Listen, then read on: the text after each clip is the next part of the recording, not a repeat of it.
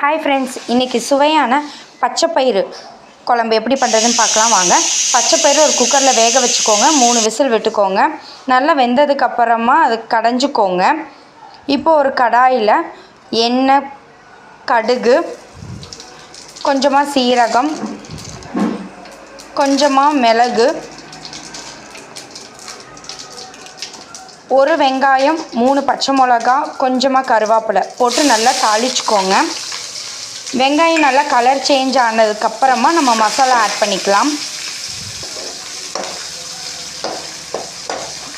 இப்போது கொஞ்சமாக மிளகாத்தூள் போட்டுக்கோங்க. காரத்துக்கேற்ப நீங்கள் போட்டுக்கோங்க. கொஞ்சமாக உப்பு தேவையான அளவு நல்லா போட்டு தாளிச்சுக்கோங்க.